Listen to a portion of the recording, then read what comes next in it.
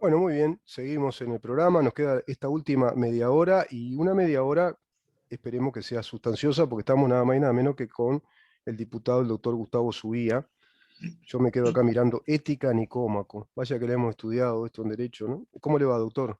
Buenos días, acá con frío, pero bueno, Hace frío, sí, hace frío. está lindo. Salió el sol, está bastante otoñal, bastante, Sí, bastante sí. agradable. Bueno, auditorías por un lado, no sé si le parece hacer por lo menos un breve resumen de esas auditorías, en qué consisten y los uruguayos enterándose, bueno, de un montón de casos de corrupción en el manejo de los dineros públicos. Es un tema delicado, ¿no? Porque uno, a veces quedan como frases hechas.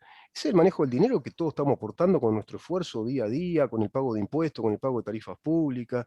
Se supone que los empleados públicos que tienen un cargo más alto no tiene que considerarse que son los monarcas o reyes de esa administración, sino que rendir cuentas.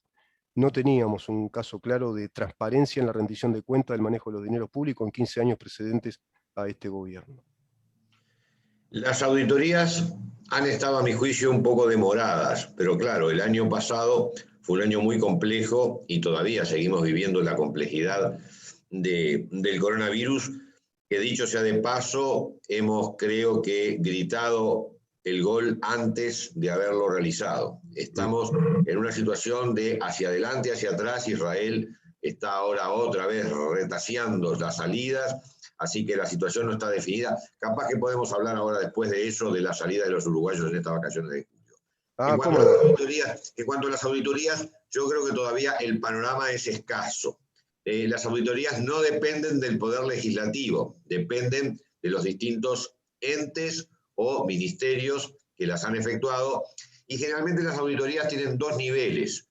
Hay una especie de un nivel más tradicional, más formal, que generalmente es crítico referente al empleo de los dineros, pero no ingresa en lo que podríamos denominar ciertas zonas rojas de esa inversión.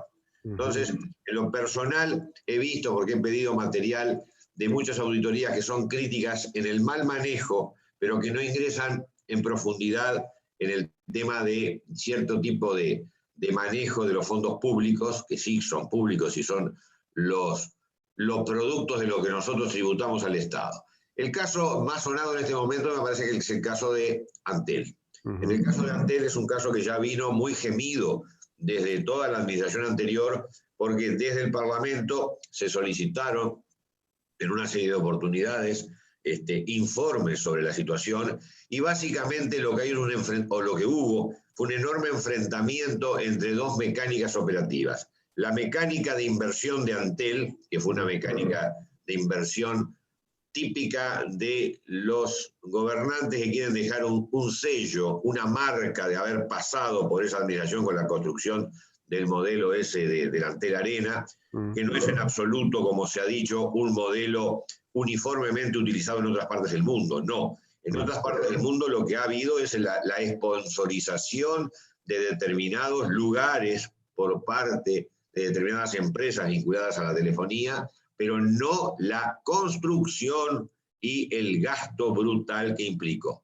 En ese tema, el enfrentamiento con el Tribunal de Cuentas ha sido mayúsculo, y la denuncia penal que se piensa presentar va a estar precedida previamente de un informe de la JUTEP a los efectos de complementar el panorama. Ahora, si bien mis estimaciones primarias, que tuve algún acceso al material, hablan del descontrol característico y permanente en ese tipo de inversiones, donde las planificaciones no fueron a término, sino que hubo que hacer nuevas planificaciones, nuevas inversiones. Eso también está en consonancia con un delicado tema, y acá estamos llegando al nudo, y capaz que ahora después también hablamos de la investigación parlamentaria que yo integro ahora a la comisión por el tema de FENAPE, que ahí estamos más en la órbita de mi actuación, porque es parlamentario. Pero volviendo a las auditorías, volviendo al tema de Antel, volviendo a la enorme cantidad de inversiones, ese descontrol en esas inversiones no siempre se puede luego probar penalmente de que exista un ilícito. ¿Por qué? Porque el descontrol no es sinónimo, esas irregularidades administrativas no son necesariamente sinónimos de ilícitos. Eso no quiere decir que no pueda existir un ilícito, como se va a denunciar y se tendrá que investigar. Pero sucede que el poder político de los jerarcas lleva a un nivel, a veces, de descontrol del Tribunal de Cuentas, que solamente puede hacer observaciones y hay formalismo para levantar esas observaciones, pero no siempre se ingresa en el área ilícita por ello. Tenemos un sistema donde el jerarca tiene un bajo nivel de control por parte del Tribunal de Cuentas, que puede quejarse, puede observar, pero luego, en definitiva, termina siendo un tema político, la decisión política, y esa es la sanción que tiene que tener, es la sanción a nivel del voto popular, de decir, bueno, acá se dilapidó dinero, y más allá de que podamos o no probar un ilícito, lo que estamos hablando es de un exceso brutal. Pero eso Ahora, doctor, ese tema está bueno aclarárselo a los oyentes, porque no todos saben que el Tribunal de Cuentas es una suerte de órgano consultor que da opinión, observación, pero no es vinculante legalmente. Es decir, no establece una suerte de preceptividad legal. Bueno, hay que hacerse de esta manera, si no, incurrís en un delito, un ilícito, o por lo menos administrativo. No pasa así. Ese rango de control a la administración pública de los jerarcas, como usted bien dice, es bajo, ¿no? De acuerdo a eso. O sea, no, tenemos cierta labilidad, es muy débil el rango de control. Y voy a otro tema y le cierro la pregunta, reflexionándola además. Respecto a eso que usted dice, que es difícil de probar, es decir, difícil de detectar en el mal manejo de los dineros públicos, que puede obedecer a indolencia, negligencia, caprichos personales, desprolijidad, que no terminan de configurar un ilícito, un delito, si no sería necesario definir en una nueva legislación figuras delictivas más precisas para ese tipo de mecanismos del manejo de los dineros públicos de parte de jerarcas públicos. Correcto.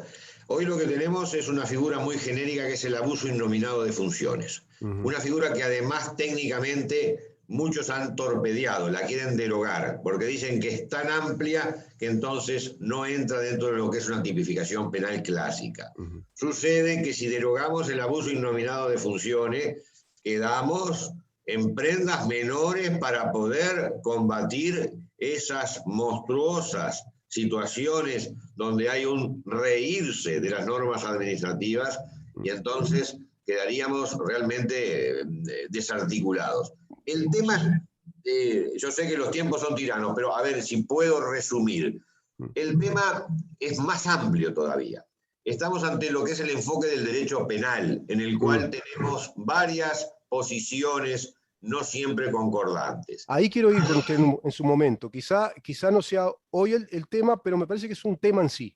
Es un tema. ¿Qué enfoque penal tiene el Estado uruguayo? ¿Qué voluntad penal tiene? ¿Qué personalidad penal tiene el Estado uruguayo? Exacto. ¿Qué personalidad para decir voy a sancionar? Porque esa es la tónica de un Estado que dice, tiene varias opciones. Tiene la opción de vamos a sancionar en serio, opción 1.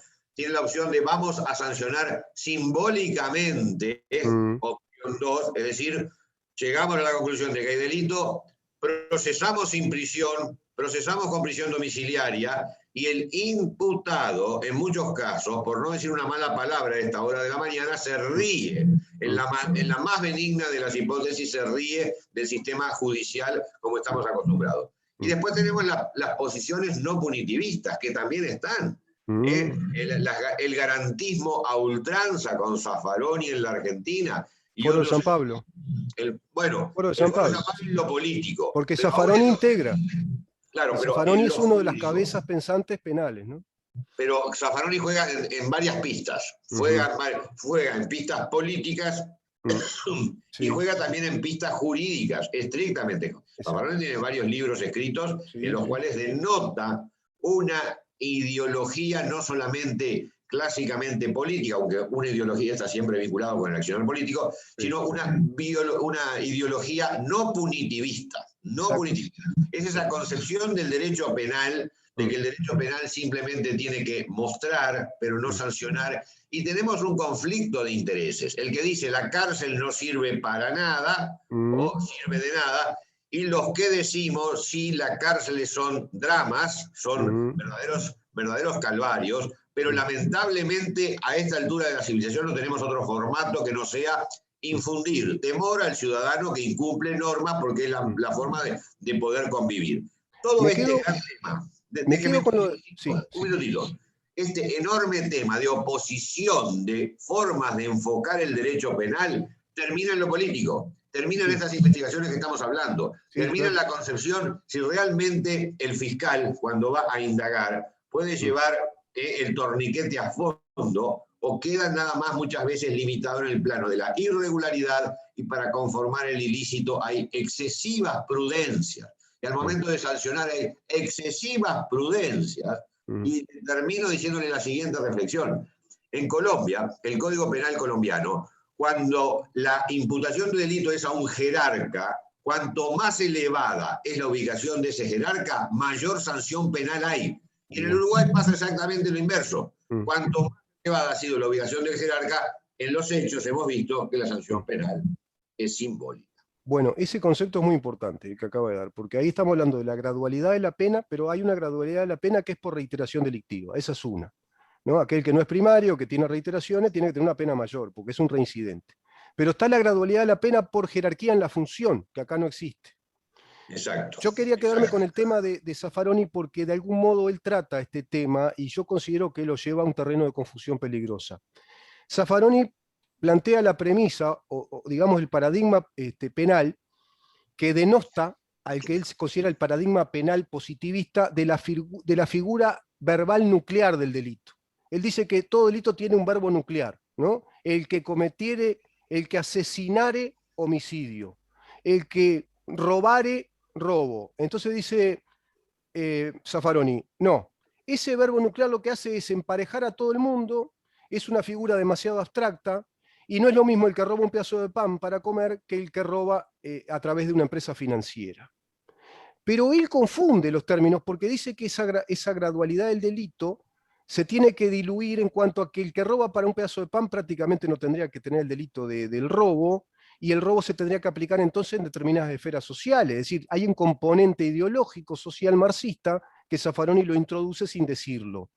Ahora bien, esos textos de Zaffaroni, que es una especie del Ernesto Laclau filosófico, pero en la filosofía penal, para el Foro de San Pablo, lo que ha generado para mí es una justicia como la nuestra, con gente que está en el interregno, que no saben para dónde van porque son de izquierda moderada o de izquierda un poco más radical, pero que todavía acá se aplican penas según los verbos nucleares, pero lo hacemos, como dice usted, con mucha prudencia.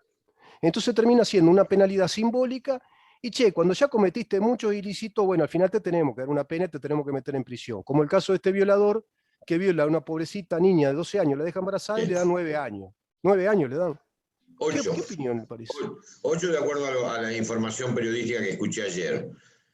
8, Pero 8. El máximo en este caso sería 12. Bueno, Ahí déjeme hacer una reflexión rápida porque agarramos temas enormes y de repente podemos bajar lo algunos bajamos a más. tierra, sí. Bajamos a tierra. El tema de la aplicación del derecho penal según la trascendencia generalmente económica del delito es un caso que no lo necesitamos a Zaffaroni para que venga a dar esa impronta ideológica. Nuestro derecho penal, el derecho penal común, ya prevé lo que es las situaciones de extrema necesidad, se llama estado de necesidad, y yo, que fui durante 37 años fiscal, apliqué en numerosas oportunidades lo que puede ser el estado de necesidad cuando el individuo estuvo robando para comer. Claro. Sucede que el robar para comer es muchas veces, las comillas, yo hago una estafa y termina siendo para comer, porque mi familia va a comer también de la estafa con la que yo me beneficié. Entonces, cuidado con que el derecho penal empiece a abrir esas compuertas enormes que Zaffaroni las quiere abrir, sí. Y ya con el derecho penal clásico tenemos elementos a partir del estado de necesidad como para no llevar al extremo de la novela de Los Miserables la sanción penal por un mendrugo de pan. Hoy en el Uruguay eso no existe. Lo que existe es la otra posición que es la extrema, y no me haga tocar los nombres clásicos políticos que han sido procesados vinculados a maniobras fraudulentas muy complejas, enormes, con procesamientos sin prisión, y delincuentes profesionales que han sido procesados con toda esa caterva de condimentos que tiene sobre todo el juicio abreviado. Este caso de Rivera, del violador de una niña, pero niña, porque ahí no estamos en esas discusiones, no, la chica tenía 17 años, se provocan, en la realidad se provocan esas discusiones más allá de lo jurídico. Estamos hablando de una niña. ¿Por qué la pena de 8 años? Porque es la pena que surge a raíz de lo que se llama el juicio abreviado. El juicio abreviado es una transacción entre el fiscal y el abogado, y acá salió, pero clarito el juicio. El máximo es 12, lo que se puede rebajar es 1/3, y se terminó en 8. Le rebajaron el tercio entero. Le rebajaron. Era una conducta para el máximo penal por las condiciones que tenía todo esto. El juicio abreviado termina en esa rebaja. ¿Qué sucede hoy con los fiscales? Si los fiscales no apelan al juicio abreviado, están literalmente en el horno, pero en el horno SIC. ¿Por qué? Porque tiene otro procedimiento que se llama el proceso oral, que le demora 2 años con una cantidad de audiencias, y pasa lo que está pasando hoy en Operación Océano, que es... Se descalabra el sistema, se descalabra porque hicieron un sistema tipo Zaffaroni con puras garantías para los delincuentes, para los indagados, y tienen una posibilidad de zafe terrible. Entonces, el fiscal tiene que ir entre lo correcto o lo profundo, que es el juicio oral, y el juicio abreviado, que es una especie de tranza, porque la palabra es esa, es tranza. Si es la tienda, lo digo con respeto, es la tienda del Turco donde vamos a regatear el precio. Pero si yo le paro, yo tengo cierta facilidad para parodiar o para ejemplificar, inclusive con tonos de voz. A ver, el juicio abreviado que yo participé durante 6 meses hasta que me fui de la fiscalía, que algún día trataremos ese tema, porque el juicio abreviado es, a ver, mi querido, le dice usted al delincuente con su abogado, ¿qué hiciste? ¿Vas a confesar? El abogado dice, a ver, doctor, ¿qué condiciones pone usted para que mi cliente confiese? Bueno, te podría dar, vamos al caso, 12 años, pero yo te voy a dar 9 años. El abogado dice, ¿cómo 9 años? Es una barbaridad. Usted me tiene que dar 5 años. ¿Por qué? Porque mi cliente, si no, le va a complicar en un juicio. Y empieza, que 9, que 5, que 8, que 7, que 6,5. ¿Que cómo se va a cumplir? No, la vas a cumplir en tu casa. Que la mitad la cumplís en la cárcel, la otra mitad la cumplís en tu casa. No, yo cumplo la 4ª parte en la cárcel, la otra mitad en mi casa, y después quedo en un periodo de libertad. Antes se llamaba vigilada, hoy es libertad a prueba. Entonces, todo eso es negociación, como usted bien dice. Total. Tengo varios amigos procedentes de Turquía y con apellido, pero es la negociación del turco. Claro. Entonces, eso es lo que pasó con este violador. Y es el sistema que los fiscales no tienen más remedio que echar mano. Y yo en el Parlamento tuve un tema de conciencia cuando surgió la LUC, que era la posibilidad de derogar este procedimiento del abreviado, o perdón, dejarlo para los casos chiquitos. Para los casos chiquitos está perfecto el abreviado. Claro. El individuo robó una moto, el individuo robó un garaje. Entonces, no, que lo reparás, que tanto, eso está perfecto. Igual se hacía en el sistema anterior. Pero no para un violador. No para un violador. Bueno, esos son enormes defectos que tiene el actual Código de Proceso Penal, y que la LUC intentó cambiar y no pudo cambiar todo, porque si cambia todo el sistema se destroza, se cae, porque ya armaron la casa mal. Después que usted arma la casa, no puede cambiar los cimientos. Podrá cambiar un par de puertas, un par de ventanas, pero los cimientos, la distribución de los cuartos, ya se hace muy difícil de cambiarlo, y eso fue lo que pasó con el código y con la LUC que intentó modificar. En su momento lo hablaremos, ese tema como tema central. La necesidad de cambiar el sistema penal uruguayo. A nivel del código, no sé del código penal, pero pronto algunas normativas, o agregarle normativas que no tiene, y el Código de Proceso Penal.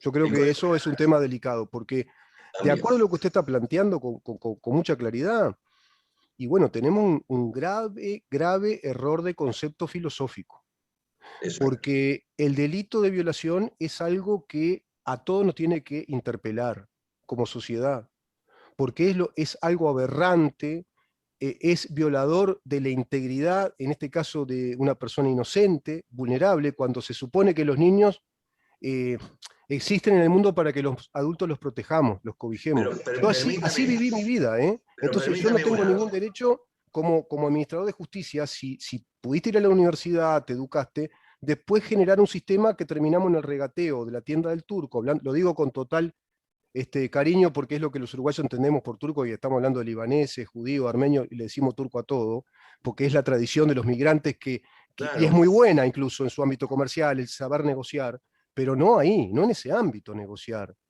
exacto. raíz de una Fíjate, violación. le cuento una anécdota del propio Zaffaroni. Y después vamos al tema ideológico, porque todo lo que está, el sustrato de todo es ideológico, son las corrientes ideológicas en el Uruguay. Zaffaroni, invitado a la Suprema Corte de Justicia hace ya 2 años para dar unas charlas, dijo, y lo dijo Zaffaroni, cuidado, es como que el Papa critique a un cardenal, va a ver ahora. Dice Zaffaroni, antes en Uruguay había presos sin condena. Bien, sí, cierto. Ahora tenemos condenados sin juicio. Sin juicio, con regateo. Regateo no es juicio. No, Regateo es regateo. claro, Y yo voy a la feria de San Navaja y regateo. claro. Regateo porque tengo sangre en algún apellido que me lleva a eso. El regateo. Y Sí, era un buen claro. regateador. En Pero materia penal fue un buen regateador. por supuesto, yo también como descendiente italiano soy también, tenemos eso de la feria y el comerciante, el mercader de Venecia. Pero, doctor, qué increíble cuando uno ve esto, porque esa niña fue estropeada de por vida. Pero Es una violación. déjeme una pequeña. Yo insisto con ese tema porque es un tema que yo lo veo con Sí. tanta liviandad en la sociedad uruguaya, Pero hasta en la prensa. ¿qué le va a decir ese garantista a ultranza? Ese entendedor de las vicisitudes humanas, que ese hombre de pequeño tuvo una serie de situaciones que lo llevaron a que de adulto no tiene el aprecio, por el contrario, tiene ese desprecio por la integridad de otro ser humano, y le van a dar la explicación que donde usted lo deje hablar media hora, lo convencen de que pobrecito, no la víctima, pobrecito el violador por la infancia que tuvo. Y lo peor, y vamos a ser claros, puede tener razón quien eso se lo explica. Sucede que si empezamos a darle la razón a todo el mundo, esta sociedad nos decaece en forma absoluta. Claro. No podemos, el banquero que hace una macroestafa en un banco, también tuvo una infancia donde el padre le puede haber imbuido de principios donde la ventaja es lo principal y vos no tenés que desaprovechar porque mañana te va a ir mal, aprovechar las ollas. Si empezamos a explicar, todo se explica y entonces aguantamos tranquilamente, perdóneme, aguantamos tranquilamente cualquier situación y entonces no hay punición para nadie. Vamos a explicarlo, no puede ser. Tiene que haber límites y esos límites hoy los hemos perdido, que vamos a tener un día que hablar desde el punto de vista ideológico de lo que son esos límites. ¿Cómo no? Yo tengo esta argumentación para cerrar la nota que creo que se les cae al piso todo montaje argumentativo que puedan plantear. Así que entonces con ese criterio del pobrecito que fue violado, violentado y que se transforma en un peligroso violador, me puede a mí llevar a la idea entonces de que si eso hay que protegerlo y fundamentarlo y justificarlo, mañana justificamos gente que sin cuidarse tenga relaciones sexuales y es portador de HIV. Pero pobrecito, como lo contagiaron de HIV, ¿qué culpa tiene? Pero entonces hace un reguero de contagio porque tiene HIV. Estamos en lo mismo. Bueno, si el tipo está enfermo mentalmente, bueno, en todo caso encerralo o estudialo o que esté en manos de un psiquiatra. Pero no en sociedad libremente violando chiquilines. La sociedad es tan absurdo el razonamiento que hacen, es tan absurdo, doctor. No, y el doble discurso además es un clásico. Sí, el doble discurso es, mientras no me toque a mí, mientras no me toque a mi familia, mientras no me toque a los míos, yo lo visualizo con ese marco de intelectualidad superficial, donde todo se justifica y quedó bien. Del punto de vista valorativo de la población, es bárbaro un tipo que sale y es simpático. Es el tipo que dice, no, hay que comprender, amor. El otro día estaba en una discusión con Abdala, en el programa Todas las Voces, y me interpretaron mal cuando yo hablé del modelo amor y paz que ha tenido el Frente Amplio. No es por denigrar las palabras amor y paz, es por ironizarlas en cuanto a que como todo era amor y todo era paz, entonces hacé lo que quieras, que no te vamos a castigar. Eso quise decir. Por supuesto, en la dialéctica política me lo tomaron así, que odias el amor, odias la paz, odias la solidaridad. No lo odio, lo pongo en su justo término. A ver, que te venga a hablar el violador de un niño de tu familia, que te vengan a hablar de amor y paz para ese violador. Pero no seamos hipócritas. Lo que pasa es que la hipocresía es otro condimento de la cultura uruguaya tan acostumbrada a quedar bien, parecería que fuera un mecanismo. Sí. Yo ya he perdido la costumbre de quedar bien y pego, como ven que he venido pegando desde hace 30 años, gracias a Dios, dejándome esa libertad de expresión que tanto facilita el resto de la vida, poder hablar Claro, clarito. claro, Pero, claro. y le termino, si usted supiera la cantidad de situaciones en que aún desde una posición más dura que otros colegas fiscales, fui enormemente blando con el realmente desvalido, con el que realmente uno visualiza que está en esa situación de límite extremo con la vida, por favor. Y muchos otros. Ahora, de ser tolerante con el amigo Balcedo, que disfruta de prisión domiciliaria en su chacrita ya de 8 hectáreas arriba del Cerro del Burro en Pijama. No, ahí hay océanos. Sí. Una cosa es la tolerancia real con el desvalido, que ojo, además hay que vigilarlo, porque el desvalido de mañana lo mata también, en ese estado de necesidad y esa miseria psicológica que muchas veces tiene. Pero hay tolerancia en ciertos casos y debe haber absoluta intolerancia en otros. Lamentablemente el uruguayo ha mezclado todo y hoy todos tolerantes, todos amor y paz, en ironía lo estoy diciendo, y en esta filosofía es que nos estamos debatiendo. Y la inseguridad sigue, a pesar de todo lo que hizo el ministro Larrañaga, que enfrentó y ahora está el ministro Heber, pero la inseguridad va a seguir mientras las reglas de juego sean favorables al delincuente. Totalmente, doctor. Es que la inseguridad es el efecto emergente de todo esto que estamos conversando al pasar, de todo esto que es estructural, es mucho más grande. Doctor, le agradezco un montón y vamos a seguir con estos temas. Creo que es un itinerario de temas enormes. Quizá tengamos que tomarnos el trabajo de explicarnos nosotros y que usted nos explique también por qué lado tendríamos que ir como Estado, para qué lado hay que rumbear desde lo filosófico y bajado a tierra, ¿no? Para administrar justicia, que Correcto. es De el repente, bastión de la democracia, ¿no? Si es la el bastión, justicia... es el bastión de la convivencia. Claro. Hemos perdido convivencia, hemos perdido. No puede ser que no se...